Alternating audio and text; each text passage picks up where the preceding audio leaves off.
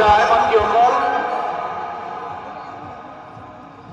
এই ভূমি, এই ভাৰতবৰ্ষখন, এই অসম ৰাজ্যখন স্বাধীনতা লাভ কৰিছে 1947 চনত।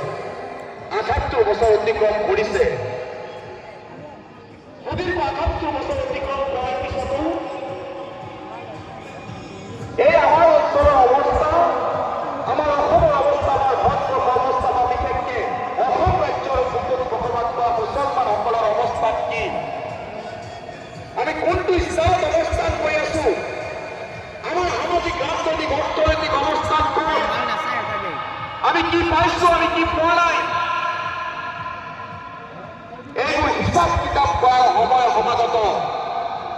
বিশ্ব বহু আগুৱাই গৈ, সমাজ বহু আগুৱাই গৈ, সম্প্ৰদায়ৰ মানুহ হৈ গৈ, ৰাজ্যৰ মানুহ হৈ গৈ, দেশৰ মানুহ এই আধুনিক বিশ্বত